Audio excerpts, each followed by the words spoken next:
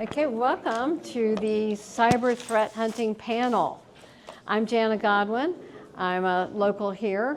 I teach at University of Louisville, computer forensics, but I'm also the coach of the cyber defense team there. And great competition.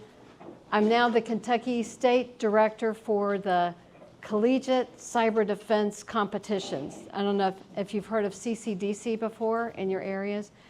It is awesome, and if you're an employer, you need to make sure that when you have an interview, that's a great question to ask. So I've got three panelists here. I'm going to start with Dan Helton. I'm Dan Helton. I'm the Director of Offensive Security at CyberOne Security. We're a consulting firm based out of Plano, Texas. But I live locally in the area. I live right across the river in Floyd's Knobs, Indiana. And I have probably about a decade-ish of security consulting experience and probably like a decade-ish of pen testing across both consulting and in-house. Andrew Brinkhorst. Hi, I'm Andy Brinkhorst. I'm a semi-retired security professional. I've been doing security for almost a little over 30 years. I've sat on all sides of the desk. I worked for the federal government. I worked for industries. I've done assessments. I've done red team stuff. And it's just great to be here, and I'm excited to talk to you guys about threat detection and threat hunting and get your feedback and then expand your knowledge on what the benefits of it are and current trends and things that are going on. And Erich Jackson. Hi, I'm Erich Jackson. I'm a pen test architect. I work at a Fortune 500 company locally that doesn't like to be named. I also own my own company, Halberd Security.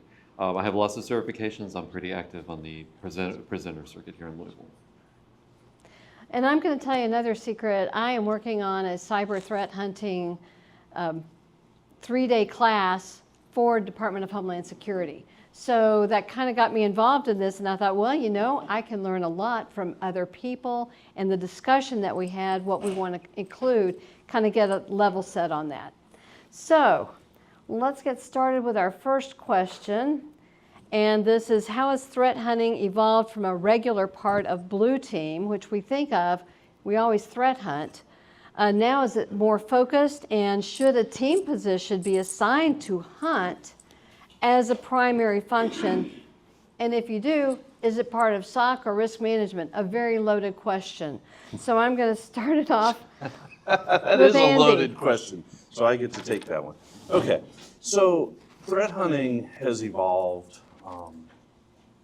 enormously, but it's all about uncovering vulnerabilities, right? So everybody defends, and it's more of a proactive approach. So should it be a dedicated position? There's benefits to proactively finding these kinds of situations because you can identify internal threats more likely. You can see trends that are coming and affecting you internally. And as far as being assigned to hunt, I think that that's a level of maturity kind of decision for the organization. A lot of it depends on how big the organization, how big's your team, right? If you're the only security professional in the whole organization, you likely may not have time to go out and do threat hunting. If you are more part of a larger team, more mature organization where all the procedures are running and you've got intrusion, you've got all the pieces working, all the tools are humming and reporting is working, then you can get some real benefits from doing threat hunting and identifying these things ahead of time and uncovering situations that you may not have known about. Anybody else? Can I ask you a clarifying question about that? Sure. Your first comment was threat hunting is intended to find vulnerabilities. Did you mean that, or did you mean, are you talking about threat actors? Threat actors. Okay. Identifying the vulnerability, the threat actors through the vulnerabilities. Through the exploitation of vulnerabilities. And the indicators of compromise, right? So if you're actually looking for IOCs that may be missed by tools or maybe not be flagged by tools necessarily. Sort of lead into a clarifying question, which is, what is your definition of threat hunting? Which maybe we could have led there. Well, actually, we're going to get to that next because I threw this one up here because this is something that leads us into the next question, what is it? Because there's a lot of people that are actually doing threat hunting, but they're not called a threat hunter. And so let me let the other guys chime in if you are interested. Are we on this question? We're still on this one. All right. We'll clarify what you're asking then. Okay. It is evolving. We are getting more threats than we have people to find them. And in my experience in working with different companies, it appears that they're overworking their blue team to try and do threat hunting as well as IR. They're trying to do that and respond at the same time, and they're not maybe catching all of the threats that are out there, where a true threat hunter doesn't necessarily do the technical part of things. They may be doing research. What is the risk to my business? What should I be looking for? Because that's really what we're getting into, especially in the next question, is what is threat hunting? Right? It's not necessarily IOCs, more like an IOA, an indicator of attack. Not so much that you have been compromised, but there's a threat out there that you know about. Right. Here, I've seen that with, I'm not a blue teamer. I have seen several people on the blue team be assigned threat hunting. And it's just like pen testing or vulnerability assessment. It's something that you have to develop and sharpen that skill over and over. If you only do it once a year, you may not be able to do it as well as you'd like. Right. And the research part, I think, is the part that people cut out. I think we're very reactive, but are we proactive? Dan, you got it? Yeah, so kind of part of that is, going to the second part is this should be something that's part of SOC or risk management, and I definitely feel it's a function that fits with the SOC and their mission and what they do and being highly technical. And there again, I'm also not a blue teamer. I've been on the pen test and red team and purple team side of things and have dealt with a lot of SOCs. And the better ones I've seen are doing threat hunting and doing it as like a dedicated position. It's rarer, but it's getting more common that more places are doing that and having like assigned threat hunters. And if you double up on anything, I kind of agree with that. I don't think it's like IR guys probably shouldn't be threat hunters, or they can be, but it's just a lot of discipline and a lot of ground to cover. If you did want to double up, I would think your threat intel and your threat hunt could be the same person if you really want to consolidate, because a lot of that should be driving the other. It's a lot of the threat intelligence should be driving what are threat actors doing right now, what's like the common TTPs that they're using right now to pop environments, what kind of indicators are they leaving behind. And that should funnel right to the threat hunter being, okay, that's the kind of stuff I gotta go look in our environment and see if it's there. Like, are we exposing these services, or, this or that software that's commonly exploited? Are we seeing, indicators of compromise left over from like possible breaches that might be in progress? And those should kind of be like driving each other. It's like your threat intel stuff should be leaning into your threat hunting. That's how we started up at MSSPRN. It was our senior analysts were doing threat intelligence research and would feed then their second part of their job is threat hunting. Yeah. Right. And then on the reactive side, the SOC analysts would, as part of their training, we'd send them on threat hunts to learn. But it was a secondary thing, and then a reactive threat hunt. If you are in compromised, IR team is the analysts are contributing to look for residual during incident response. But yeah, the threat intel is, I agree with that. That's the lead in for sure. It's the ecosystem too, that you use it to feed itself, right? So everybody learns, and if it evolves, the organizations that I've seen that do threat hunting well have very mature IR and pen test functions, right? And now they can start to use those and feed that data back into the system and mature even further. That's good. It's a good development tool for SOC analysts also, because instead of responding to an alert, they now have to go grab a TTP out of Miner and just figure out how to find that and ultimately just sit the fault. So it all helps itself. Right. He used a word. Are we flagging uses of acronyms? Do we have TTP up there? I did at the beginning, so I Yeah, had okay. the acronyms up there. MITRE's yeah. So Yeah, so for those who don't know, MITRE, which is, big me go global back. defense corporation, I can't remember what MITRE stands for, but they have the attack framework, which is also an acronym that I don't think is actually an acronym. I think it just looks cool. But no, it it's, is. but It actually is. does it actually stand for Adversarial something? tactic, Yes. techniques, and common It's up knowledge. there. Wow, that's Surprise. nicely Yeah. done. And not advanced. I never remember it. Adversarial Yeah. tactics and techniques. Yeah. Yeah, they actually made one that made Yeah, sense. actually- But it's a great framework if you're not familiar with it, Right. right? It's something that Yeah. you should be, right? Because you can use it as a guide, you can use it as a hypothetical, you can use it as a pen, and it's literally every tactic, every technique that they have identified in use by all of the ATPs, right? Yeah. Yeah, and the MITRE attack framework is just a huge map of all the TTPs, tactics, techniques, and procedures that attackers use. And that's everything from this particular method, like using HTTP to exfiltrate data, to using curb roasting to, compromise, vulnerable accounts, things like that. And it's something blue teams use to kind of map those attacks. It's like a big graph, it kind of like lines up everything based on these domains. And then on the red and purple side, oftentimes when we simulate attacks, we take all our TTPs and we give it to the blue team map to that MITRE attack framework stuff because it's just nice, pretty visuals, and it just helps to classify everything. And you go there, it's open source, it's online if you've never been to the big wiki. But yeah, it's just an exhaustive catalog of every type of attacker technique out there. That they've documented, right? It's also organized timeline-wise, so left to right is discovery to exfiltrate. I think exfiltration is last, right? Yeah. I haven't It follows seen it for a the- while. Depending on the version, because Yeah. they do It- totally re-engineer it every couple of years. But yeah, that's the origin of the phrase shift left, right? You want to start, if you can identify these things earlier, right? And you can prevent the exfiltration or the compromise of the system, sooner is better. I did read in the latest Kelly notes, they try to map everything to the latest MITRE as well to make it easier for everyone. Yes, it's good to Yes. see, good to see. Yep. A lot of dashboards. Comment too, there's a huge synergy here. I'm on a team, SOC and all that, and our threat hunting is tightly combined with detection engineering. So that if they don't find the evidence of logs, it's, well, maybe it's because we're not getting that telemetry, right? Maybe Right. we don't have that coverage in that part of our Right. environment. If Right, they do find the activity, why didn't we get an alert for it? Exactly. right. Right. So that kind of rolls into the next one. What is this difference between vulnerability scanning or, I guess, SIEM type functions? How does that differ from threat hunting?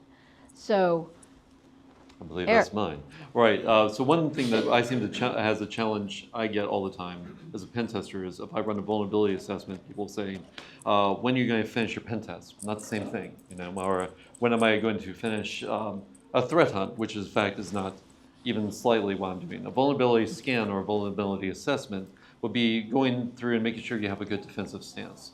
Well, one of the main things I do on my side business is I make sure that people have some chance where they start with something. So they have a defensive chance where they don't have an open Active Directory that has no lockout time, or that they have a website that has some sort of just checklist that we've gone through and made sure that their basic vulnerabilities have been checked for. That's vulnerability scanning. It's that defensive stance. The threat hunting, and again, red teamer here speaking for the blue team on it, I would say that's finding the actual things that are happening, the things that, as we said, an indicator of attack, which I really like Right. that one. Things that we would see that would alarm us or would warrant further investigation. Things like open shares or sudden exfiltration of data via USB. Those are things that I would do. I think that's, I imagine, what you want to see other people find, right? Right, sure. And, it's also a way to categorize and to build the tools that, for instance, I had an organization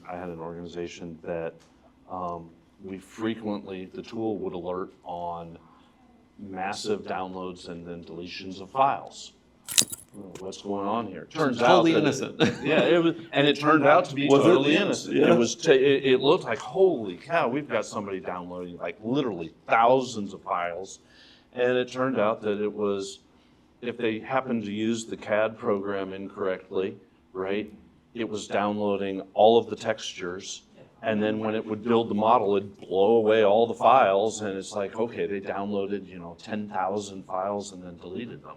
And, that by pursuing that thread, that enabled us to make sure that that indicator was addressed properly. It was no longer a red alert in the middle of the night. It was, we could categorize it. It was, you build the procedure and you say, okay, did this happen? Is the person one of the few folks that use this tool that build lots of models? Well, yeah, okay. Now we're a little bit less worried, right? We still want to keep track of them, but we're a little less worried. It's funny you should mention that because I think that shows that even normal usage requires investigation. I used to work on this one application, which I'll obviously not mention, that would if you open the command prompt and typed in the app name plus verify, it would give you full admin control of the entire system. And I think the password was nothing. So it seems like even though that was not an active threat intentionally, it's a threat that we'd be concerned about because it potentially could be used as that avenue and a vector for attack. Dan, have you seen much in your pen testing? This difference between vulnerability scanning versus threat hunting? To me, I think they're not even, they're not even close, as in that the threat hunting aspect is going to be more for looking for those indications that there's been a compromise, which obviously there's some overlap there, right? Because your threat hunter is ideally going to be looking for ways that attacker could get in. But I think what really sets it apart is that also that kind of more forensic minded or, investigatory aspect of it, of looking for those indicators of compromise, looking for indicators of attackers, things like that, and tying that to kind of recent threat intelligence. When I think looking at your vertical also makes a difference. What vulnerabilities are more software-oriented or system-oriented, where sometimes our threats may be your business, like finance has a different threat than medical, healthcare. There's different threats, and that is really in that realm of threat hunting, is understanding what's out there now, what's happening in my, I guess, again, vertical, that I should be looking for. And it's not necessarily a vulnerability that you can run a scan against. It is what is actually happening, especially in social engineering. I don't know about you, but that's huge. Understanding what social does and how it impacts everything is definitely part of a threat hunter. Yeah, Carl. So one of the things that I would add would be in threat hunting, you're actually looking and saying what's normal versus what's abnormal. Mm-hmm. And if you look at it from I think it was Sam's, they did long tail analysis, if you understand that one. Perfect. So with long tail analysis, you're looking for things that stick out that are unusual. It's not necessarily an indicator of compromise. It's an indicator of a different behavior than you're expecting. Right. Because we followed up on a ton of unusual behaviors that weren't necessarily compromises. Right. At the same time, when we followed up on those unusual activities, we found out that there were actual problems. Well, That's a great segue to the next question, actually. Hey, really? Well done. psychic. Carl. He's a plant.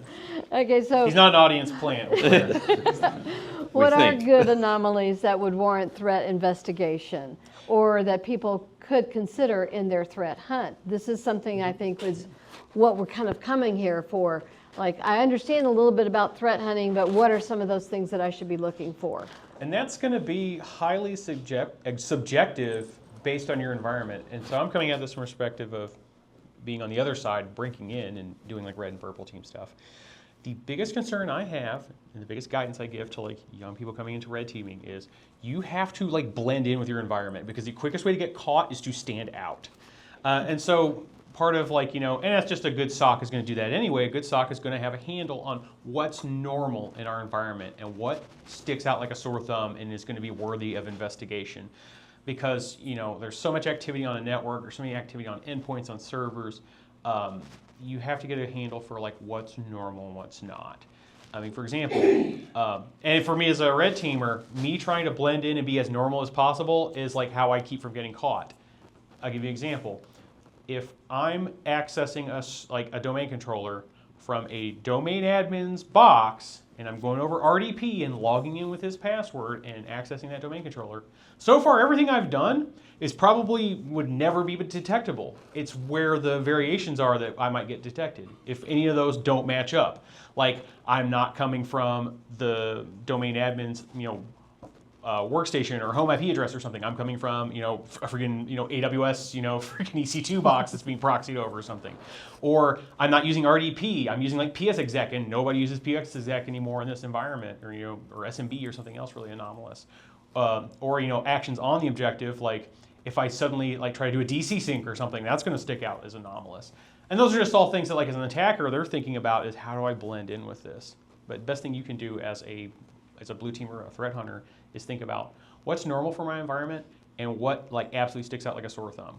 And Sorry, I didn't mean to interrupt you. I like those examples. Yeah. And I've used like application accounts to get into databases. We can do that all day. Oh, yeah. But as soon as we run XP command shell, that usually That sticks out like a sore freaking thumb because nobody does that legitimately anymore. Yeah. Like I say, like PSExec, lots of admins used to use PSExec, but it's kind of fallen off. So use PSExec in an environment, like you look really suspicious anymore because most of them are just using RDP, or they might use maybe they use PowerShell remoting. I don't even know how common that one is. But those are all those things to think about is like what's normal in your environment, because your attacker is going to be thinking about that. That's why things like lol bins became popular, because it's like stuff that's already there that I can use, that I don't have to drop a tool, because dropping tools is opportunities to be caught because it's something out of the ordinary. Something's being downloaded. It can be signatured. It can be analyzed by an EDR product or whatever, and it can get me busted. Or another thing I saw, which I don't know how common this is anymore, but I saw there was a spat of threat actors a couple years ago who were just using like legit things like LogMeIn, that maybe organizations are using that, like their help desk are using like LogMeIn to like do support for users. They were just using like malicious versions of LogMeIn for C2, which was brilliant, because if you're a hacking organization that's using those tools like BombGuard or LogMeIn, if you can like use malicious versions of that, very hard to detect you because it looks like normal activity. Living off the land, right? Yeah, kind of like, and more than we think, because it's not a built-in Windows native tool, but if it's something that like is in your environment that you use a lot, and you're taking advantage of that, that's very hard to detect. They're already whitelisted in EDR, so a lot of other hackers use common like RMM platforms. So Yes. ConnectWise is the Spring Connect, the Atera is all that of the world, because no EDR flags it anymore, because it's proper unless you go in and explicitly log in. Exactly.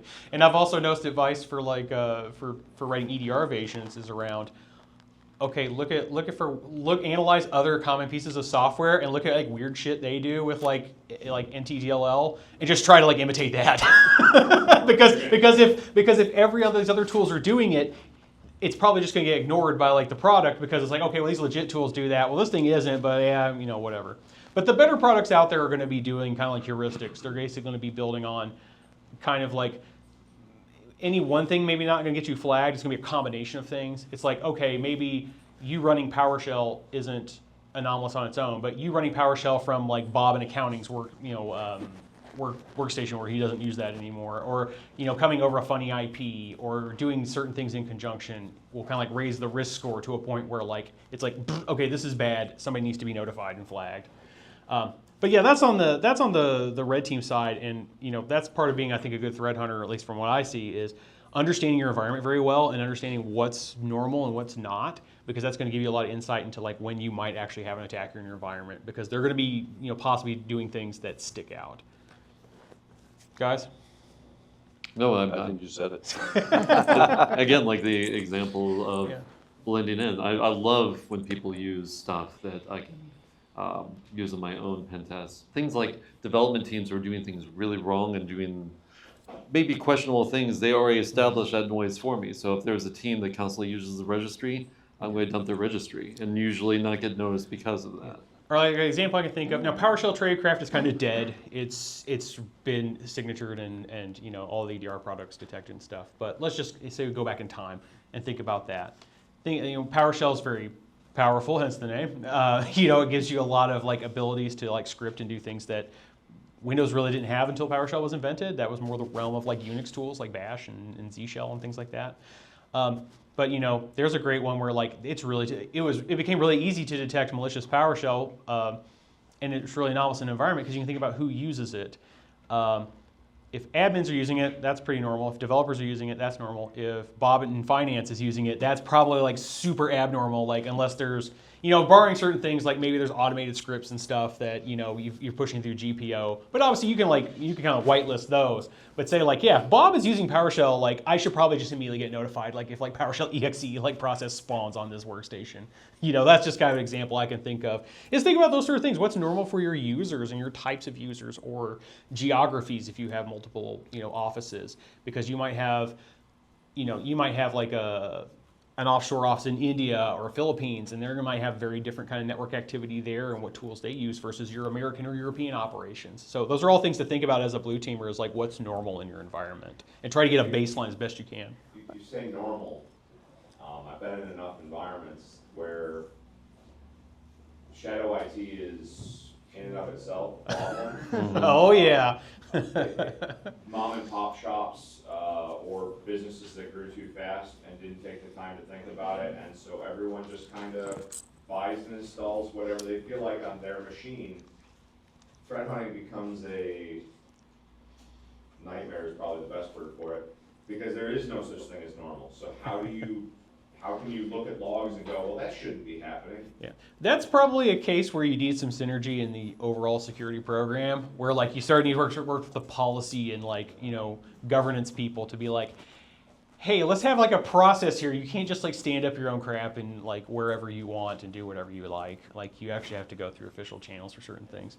And I know as an in-house red teamer, I was part of that problem. We ran like our own IRC server, and we eventually got busted. They eventually told us, no, you can't do that. You have to use Teams. No. We'll be honest. I mean, IT and security are probably some of the biggest for breaking their own rules. It's like you can't install software, but we can. Well, don't forget, you can also do things like highly macro-intensive Excel sheets. Oh, And if I see yeah. a team that does that, I'm really happy, because that means I can run VBA all day. So, Great discussion. What tools and resources are used for threat hunting? And this would be Eric. I don't think it is. I got you down as number 4. I got myself as number 5, but I'd be Oh, happy to I've got 4 and 5. give Let's us, we can crunch them together. I'll give it a stab, because I don't really do. But what's your view on this, Andy? I know you and I were talking Oh, about this earlier. And you had some brilliant things to say about it. I don't know that they were brilliant. I think it's back to what Dan said, establishing the baseline, right? You've got to know what's going on in the environment, and both of these questions lend themselves to our last question, which is about the use of AI. Yeah, right, So, absolutely. but being able to get in there, tools and resources, back to baselining, knowing what's going on in your environment, Right. having good logs, having good monitoring, having back to that ecosystem of the feedback loop, right? If you have pen tests running regularly, how are you looking for, how is your blue team responding to the red team, right? Are they seeing them? Are they seeing them coming? Make it an exercise. The incident response team should be following that in. Got a Just to comment? narrow down what I feel like is a little vagueness right now, what is the output of threat hunting that these tools and resources would then lead to? So if you're a threat hunter, then you're creating some sort of output for somebody else to consume, presumably. Right. If you could talk about what that output is, and then that sort of drives the tools and resources. So some of the metrics, and metrics are great. I'm not.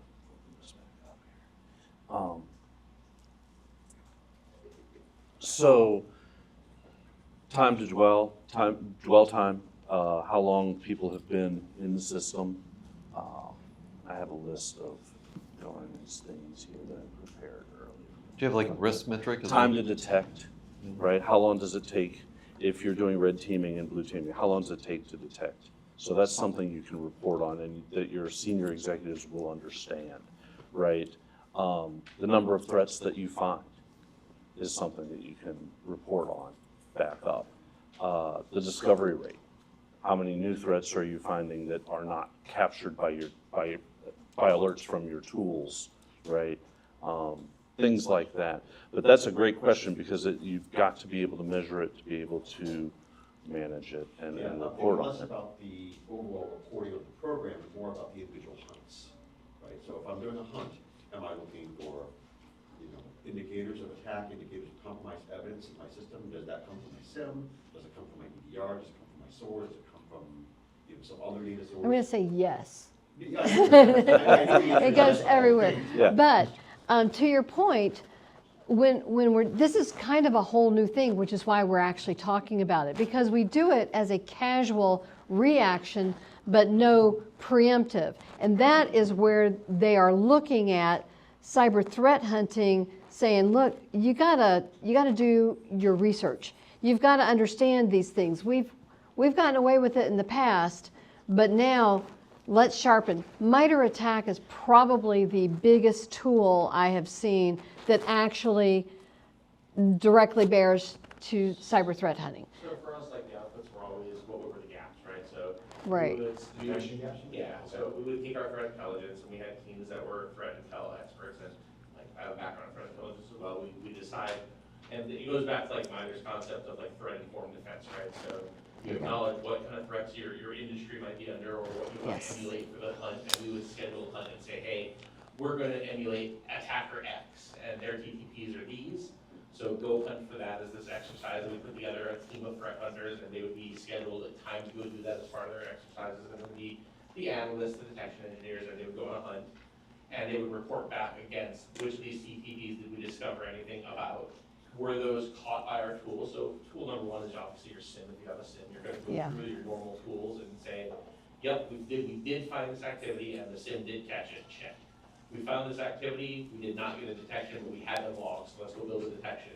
We did not see this activity, we went directly to a source, and it turns out we weren't logging it, now we did. And that's where you get more into like the red team stuff, right? Of you can, like, MITRE actually has their attack navigator framework that's really, really good, where you can outline what your attack you're trying to emulate, and they have a whole, if you do their attack defender certification, it's really about exactly this. It's what do you think you can discover as part of your threat hunting? You do an interview process where you say, what do you think you'll catch? What log analysis are you currently doing? And it helps you break down, like, and when you called it out earlier, you have collection blindness is what it's called, right? Are you collecting the appropriate logs to find this to begin with? If not, great, that was one of the gaps that you can then resolve. So the end of a threat hunt for us was always a report that said, what did we find as a result, and what was the root cause of that? It was, we had collection blindness. We just weren't pulling in PowerShell transcript. We had a agent that was on this system, but it was broken, so we were collecting no logs. Turned out we didn't have an alert that said when 0 logs were coming in, right? Or, yeah, we found all these things, and the SIM detected it just like they could. High five, we win, and we move on. But it's always a gap analysis at the end. Like, threat hunts are gap assessments. I was going to say, that's really the whole, that's what you can measure. Because you can't measure, if you stop something, you don't know what it was going to do. You're preemptive, and you can, I guess, get kind of like a bug bounty type program hunt in your organization. So I did Blue Team in the past, and the tools that the threat hunters would use, obviously your SIM being your primary one, threat intelligence feeds you can get synced into your SIM that'll do some of that work for you to identify, hey, there's something going on that you need to be aware of. But I've noticed a lot of EDR tools have MITRE ATT&CK information in them when you're looking at the kill chain of what's happening. Right. So if you go in and look at somebody's event log and you click on an event and it says per MITRE, this is the current MITRE threat that this lines up with. That same information is being fed to the SIM is then taking that against the threat intelligence. So it's combinations of tools that really help with that, unless you have a big SOC, in which case you have a bunch of people you can send to do it. When you have a small SOC or an outsourced SOC, you have to have your tools specifically set up, and you're looking for tools that work with the MITRE information and with threat intelligence feeds. And depending on which vendor you go with will determine which tools those are to really get to that. But then from the Blue Team side, I need that threat hunter to tell me, hey, and in this case in 2017, I had an incident where Emotet, which is Advanced Persistent Threat, got inside of an environment I was in, but all we could see was from the SOC was, we have a bunch of computers making connections to websites that are live being listed through threat intelligence as being malicious. And they were adding new ones every day. And so that was all we had to work with at that time to try to build this. So, I mean, and hunting has come a long way since then, but those are the different pieces that you're actually gonna use for it. And the other thing is to remember, like, part of threat hunting is also looking for over-tuning of your systems. Like, stocks are pretty bad about at times, especially younger ones, about over-tuning their detections, right? You get noise, you wanna get rid of the noise, so then you put in a tune that is maybe too generic or too broad, and now you're not getting anything. So part of it is also going just back into your EDR and saying, okay, what are the things that I told it to ignore? And it'll still log it. It's like, hey, this is bad, but you told me don't worry about it. It's like, is that still legitimate, and is it still real? So it's not even just about finding net new stuff, it's about the validation. Right. You can also start using, like, leveraging other tools. So, I mean, there's great log analysis tools out there, like Rita from Black Hills and others. So if you're using Elastic and you want to run, rerun your syslog through something like Rita and see if it's grabbing beacons at a different rate, or just something else that out of the box somebody thought was a little different. You can use a lot of just these crossovers to just find those gaps. You set up your antivirus, somebody said, hey, setup.exe needs to be excluded. If it's excluded, your EDR picks up that it's being run.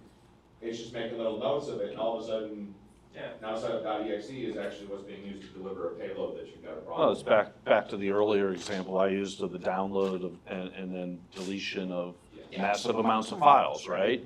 And in that particular case, it was completely benign.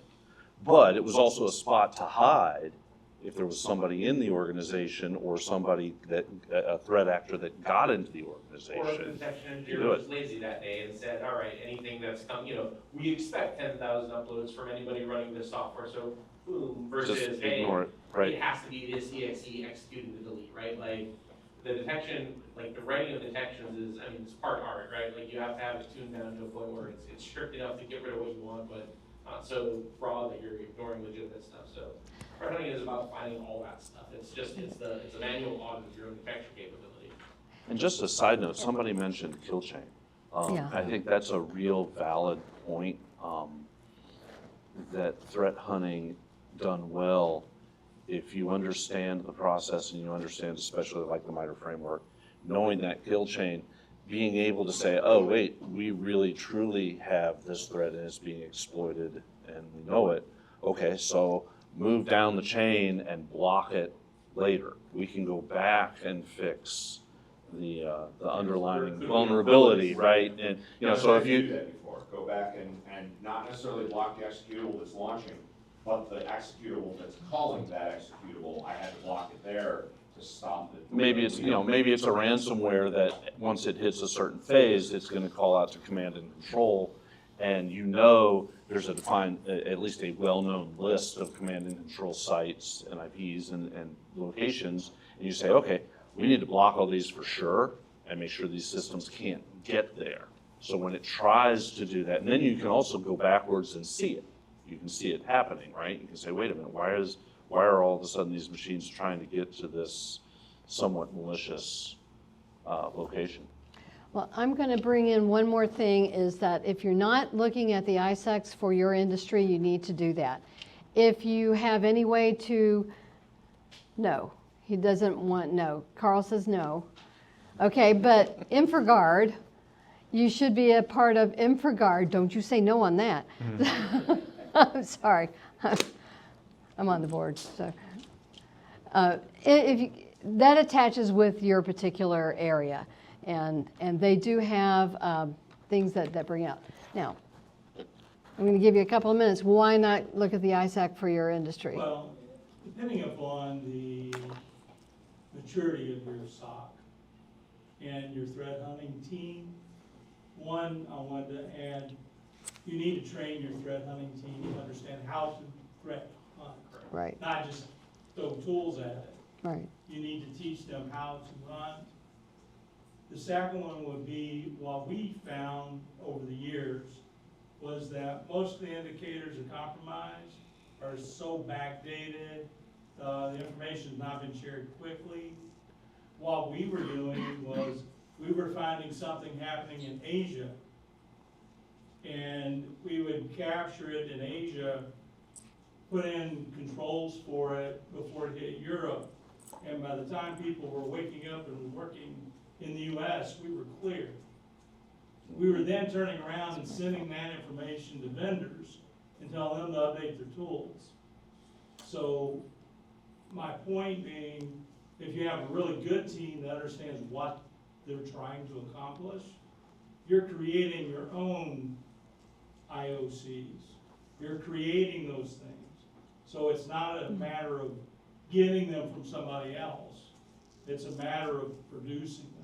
But you have to know your environment to be able to do that. It's also like the pyramid of pain, right? You guys are familiar with Stan's pyramid of pain. It kind of talks about like the usefulness of different IOCs, like talking about IP addresses, they're disposable, you get new ones, and that's why it goes back to being able to identify TTPs. They're at the very top of the things that, you know, attackers are trained professionals, right? Like, I don't wake up tomorrow and completely change how I do my job because I spent 20 years learning how to do my job. Attackers are the same way. Like, I can change what company I work for, I can put on a new logo, I can, you know, do all this other stuff, I can move my office, get a new IP address, but I'm still gonna do my job the same way tomorrow.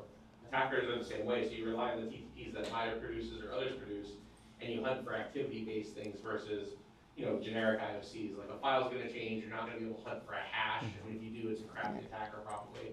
But like, you really have to understand the behavioral side of what you're looking for, not just hunting for an IP address. Whether it's tools or whether it's a team, With both, you need, and yeah, tools are it some needs to be right? both, but it's gonna depend on the environment you're in, Yeah. the size of your staff. If you have 50 people on your security team, great, go to town, have yourself a threat hunting group, do all that Right. stuff. If you have 2, you probably don't have the resources you need to have a threat hunting team, so you have to rely on somebody else providing you a feed that gives you that, and you have to rely on your tools to know how to use that feed. I mean, I challenge that a little, like, I mean, you won't have the same capability, but you can dedicate some time to it, and, like, it varies, right? Like, usually if you're a team of 2, you're probably also not an organization of 50,000, so your scope of what you have to hunt in is probably smaller.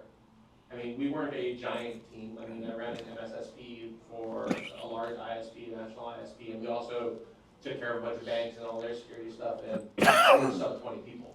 I mean, it wasn't a enormous team. You can get a lot done with 2 or 3 people committing a few hours a week to threat hunting because you have, as long as you're focused on what you're looking for, right? Like, if you show up to the threat hunt and the idea is, I'm just gonna Google for like bad guy in my sim. But like, if you're like, this week we're gonna, you know, in the news we saw APT is very active, right? CLOP is out there exercising against this. We know they're attacking this known vulnerability. Hopefully, you know, Proofpoint has released all the IOCs they know about for it, so we ingested all that. But it's like, let's just take a little poke around and make sure none of our customers have that Synology NAS sitting out there open to the internet, right? Like, it's that double check and that focus on what you're trying to do, and you do it with what you can. So maybe if you have a team of 2, you're not doing it full time, but you're committing 1 or 2 hours a week to it, and it's a break from the log churn, it's a break from the other thing. It's a point being proactive and again, exercising some of those things. Let's take that concept and let's roll it into this next one. Eric, you want to take the, are there certain IDs that would be good for a threat hunt or watching for evil? Absolutely. And I'm not saying that admins and contractors are evil. Not all. I think that admins and contractors are targeted. I know that there are 2 that I definitely target. So I think that those are 2 ideas that you have to be concerned with. If you see a constant authentication request with admins, you probably have a spray going, in my opinion. With contractors, I do monitor all the teams that I pen test, and it seems like contractors are constantly locking themselves out for some reason before I even do it, so I don't know what's going on with that. But They're working for 50 companies and they forget which password. I think that's actually accurate. Probably it. I think that's I'm a accurate. contractor, and that is why I lock myself out. But I do think that there's unintentional and intentional insider threats. Initial credential markets are a real thing. Contractors are more and more going to be targeted for that.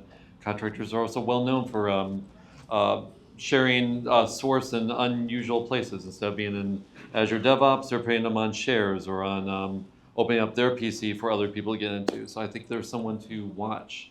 In unusual hours and things that you wouldn't expect. Right? Like Well, that's the baseline, right? Exactly. That's That's if right. you have somebody, again, living off the land who's got a compromised ID, Yeah. and they're doing things that, the threat actor is using it to do things that the normal user would not normally do. Right. You're back to your baseline and knowing that this is unusual.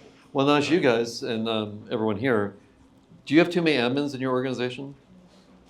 Absolutely. I dare anybody to say no. Probably. That's why admins should be watched, because like with so many of them, gives me a rich area to do a full check to try all sorts of compromise. All I need is one admin. Anything Dan, with did you say escalated privilege. anything? Anything that's Exactly. got any kind of And escalated and privilege. I'll add, how many? I didn't mean to interrupt you. Yeah, no. How many times do those rights are they taken away when you switch teams?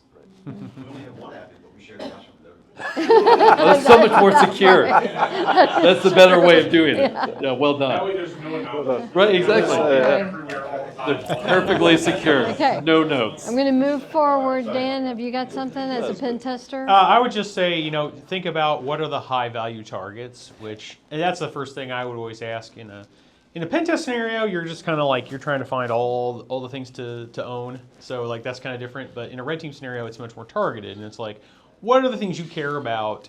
What are the important things, the crown jewels, to use the cliche?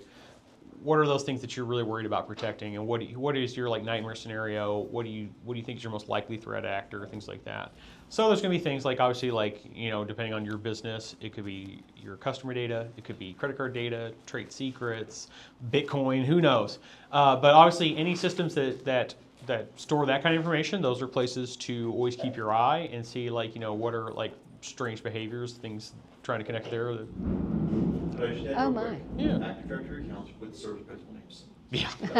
That it. is a Because a lot yes. of defenders overlook that. They don't understand curve roasting, and they don't Right. realize Yeah. that those accounts are huge vectors.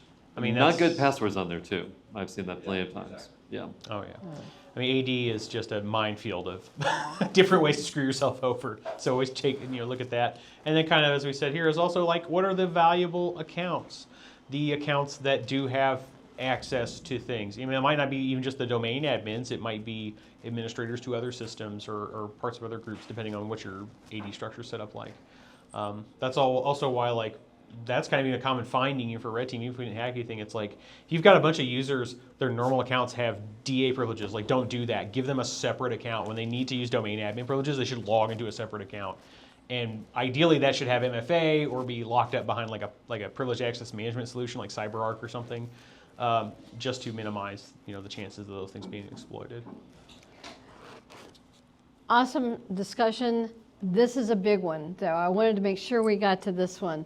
How does AI affect threat hunting? Will there even be a job for a human in the future for threat hunting? So what do humans bring to the table? What can we farm out to AI? What is it that? I think it's the tool, right? I think it's an enabler, not a replacement.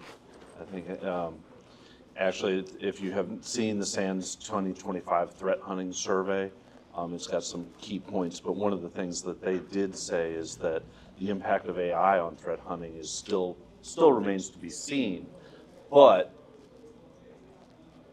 a seasoned senior analyst or senior SOC person using AI tools who knows their environment and knows how to do it is going to be much more powerful identifying, finding IOCs, finding those threats that they wouldn't otherwise. So I think it's an enabler, not a replacement at this stage. But Let me again, throw this we'll one at see. you. That Okay. personal thought there. Yeah. An AI. They built an AI system recently, and they let it look at all of their traffic. And one of the things they did was it looked at their email traffic, and it saw that they peppered it with fake emails, like somebody was having an affair in the office. So then they said, well, it's time to shut it down. And AI said, oh, sorry, Hal. You don't want to do that because I will tell everybody about your affair. And yes, AI actually interpreted that, used it against it. Are we looking at threat hunting in that same light? I don't know. Could it now gather all of our information and use it against us? This is why it should be an enabler, right? Not a principal agent. Ooh, that, Toss this out there was just for giggles, because I noticed one of the things here for the next one is talking about human resources and getting through. Mm. And something I saw a lot of coworkers going through is how much now is basically this AI versus AI, bot versus bot. Yeah. You got humans very far on the periphery of both ends, but almost all the interaction isn't heat anymore. True. How long do you folks figure it'll be before we start seeing a lot more of that in threat detection, threat hunting? That's a good question. Processes? I mean, you got Well, I'd like to throw back, how useful is some of the AI helping the HR people? Or how useful are AI chatbots for people that are calling in for customer service? I hate it. So like, Yeah, I hate it. I do. yeah, but I mean, is that really a good business model? I mean, Yeah. my question is, why do it at all? If you're getting no value from it, why are you putting the AI term to do an AI chatbot that no one likes? So there's got to be AI opinions out here. Right, exactly. I didn't hear this. things that are using it like tools to fight with. I think Right. it's an accelerant, right? Like the AI right now in the security space is probably best used for like data enrichment. It's going to be good at anomaly detection because and we use it all. Big SIMs have machine learning built in for Right. anomaly detection and that type of trending and stuff. So it'll process data a lot faster. But threat hunting by definition is what did the machine miss? So Right. that's the only way to do that is with human intervention and seeing what like AI is biased. We know that it'll have bias Yeah. based on your environment. The idea is that you have to counter that with manual intervention somehow. And that's where threat intelligence comes in. That's where humans come in. But it'll be an accelerant. It'll make doing the threat hunts a heck of a lot more efficient. Well, it does. That is a fact. As long as it doesn't start hallucinating. Yeah. I guess That's why that's you need a human. Yeah. That's exactly it. Exactly. Like, what I'm seeing makes sense. And Right. your AI isn't going to be doing counter hypothesis theory. It's going to be looking at it and saying, okay, here's what could be happening. So we'll sum it up with, are there alternatives to threat hunting? So I don't know about alternatives to it, but things to supplement it, let's say. And those are just things that just kind of help the defenders out. One thing I think is really underrated is the idea of like honey traps, honey tokens, things like that. That's like, there are so many places that just don't do that when it is such a low cost, easy, relatively low false positive way to just find like, at least like low to medium skill attackers in your environment. It may not catch like the freaking like, super, like fancy bear or like freaking Mossad or something in your environment, but it's gonna get like a lot of like kind of like the mid-range cybercrime gangs. And there's honestly, like, I'm trying to think of vendors in this space. I know there's some on the fringes. I hate to be vendor specific. I try to be agnostic about it, but like kind of like the big player I think a lot of people think of is like Thinkst, who has the Canary system. I mean, they're a very, very low cost way to have like basically a freaking tripwire in your network. So the idea is you set up like a Canary box and you tell it, or a honey trap, whatever you want. So I'm using Canary box, I'm thinking of Thinkst, but a honey trap. Say you set up this box and you set it to look like something, like make it look like a really crusty old Windows domain controller running some really old version of Windows that has like Eternal Blue and all these exploits on it, or make it look like it's got a bunch of file shares with stuff labeled like like credit cards and all like stuff like that. Leave it out there because anybody who touches it is probably like up to no good. So like I said, it's very low false positive because you can just monitor that and it's like, okay, anybody who pretty much like touches this should probably like be investigated because it's like either somebody's snooping around up to no good or somebody's like running a scanner in your environment or doing something like that. Another good thing are like honey tokens, which is another very underrated thing, is like have deliberate accounts that, maybe you have an account in AD that is deliberately Kerber roastable and has a very inviting looking name, like, I don't know, database admin. And if anybody logs into anything with that thing's credentials, like bam, like alarm bells go off. Thinkst themselves also does Canary tokens, so they've even had ways that you can like booby trap documents like Word documents or PDFs or Excel spreadsheets, or even like booby trapped AWS keys, which is really devilish. So like there again, it's like you do this. So if anybody opens this document, it'll ping back home, or if anybody uses this AWS key in your environment, like, oh, there's somebody who's like, breached this and gotten into that. Those are really very low cost, like I said, very low false positive, really underrated ways. And some of the better, or actually, another one I've even seen really devilish is people do it with LLMNR messages, because Responder is still something like pen testers still very commonly use just to see if we can get creds over the wire, like Until and V2 hashes for like, service accounts or whatever talking. I've seen people do basically like honey-potted versions of that, and those are pretty devilish too. But yeah, I wouldn't say they're alternatives. I think that's things that all supplement threat hunting and help the SOC find, compromises, but really underrated. It would be very hard for me to turn down checking out SQL Server from a contractor share. Oh yeah. That's a big free birdseed sign that I would go for immediately and get hit by the anvil. The little box with the stick under it and the Yeah, it looks good to me. Yeah. So we've gotten a lot of information. I hope this panel was interesting for you. Some really good questions coming out. And I think that's our time for today. Thank you.